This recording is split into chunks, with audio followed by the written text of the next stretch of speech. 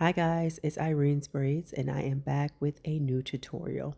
So I don't want to say this is a new tutorial, but it is a viral tutorial. So I've been doing this look for a couple of months now, and each time I have done it, it has always been short clips for Instagram, TikTok, etc. So now I've decided to make a full tutorial for those who want to see how this look is done. So this is considered the U-shape boho bob. Now you can do this with any length of hair. However, we are going to be doing this with 16-inch crochet feathered human hair. So I have already gone and parted out all the sections that I need for individual knotless. And now I am taking my time to do my braid pattern where I am braiding around the perimeter of everything that I have left out. So once I complete my circular braid pattern for the perimeter, I'm going to show you guys exactly how I do my cornrows for the middle base and how I apply each braid into the next braid so that way it is a flatter base.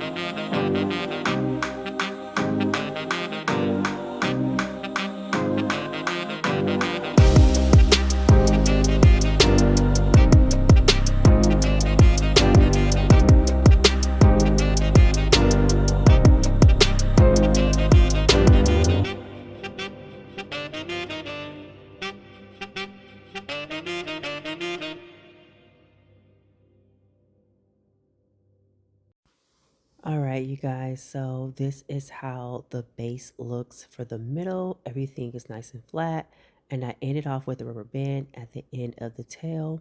So now I'm going to show you guys how I hook it through the middle of the cornrows. And pretty much when you're taking it down, you'll be able to find it by searching for the rubber band and then also tugging on the bottom half where you saw me slip it out just a little bit so you can kind of see where you will be pulling from to take it out. Every time I do this method, it ends up being a great success and it always comes out effortlessly. The only thing I think I would do differently moving forward is using a colored rubber band instead of black because it matches her hair. I would use a colored rubber band for the next set if it were me and you were doing this look because it'd be easier for you to find it. And then also take a video recording of where you end off the tucking of the tail of the braid. That way you'll have it and it'd be easier for you to find it as well if you're going to do a black rubber band. So here I am doing my small knotless, And for each braid, I am going to wrap it twice. Sometimes I do 3 times, and then I pull on it to kind of knot it really good.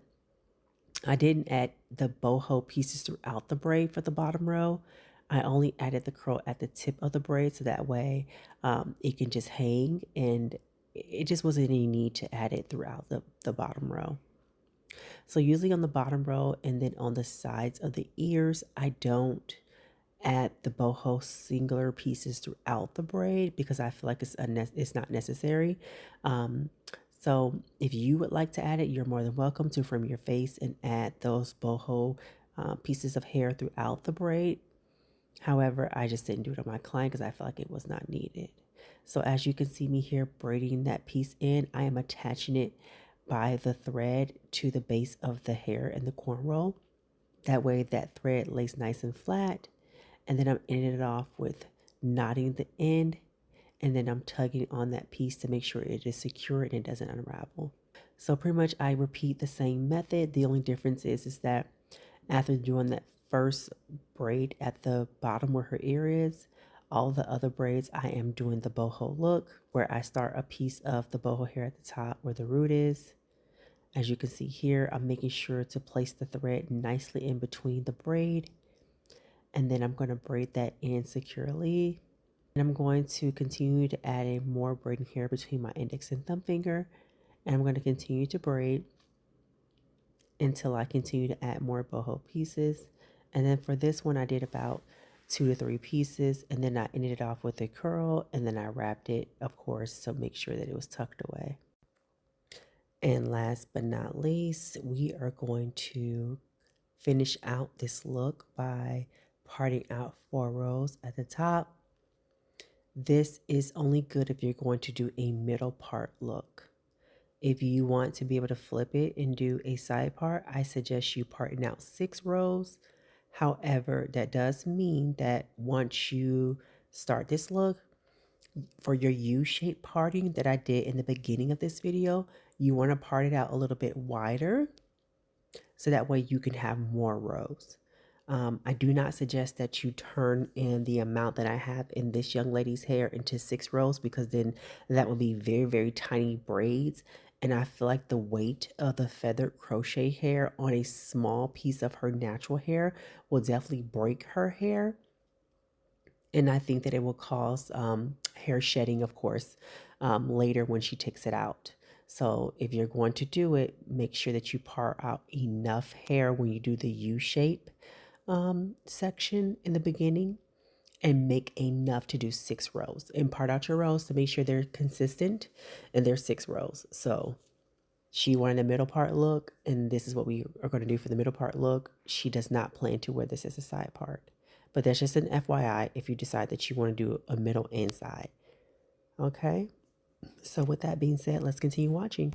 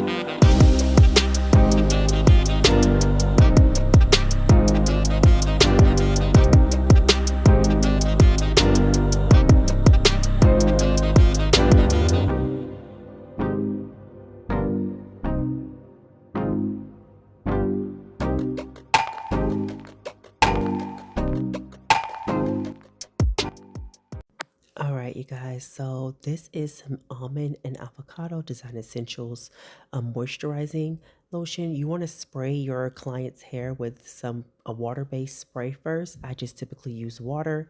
I didn't show it in this clip here, but I did use water first and then apply in the lotion. Trim up what needs to be trimmed up. And pretty much this is the final look, you guys. It's great for spring, summer.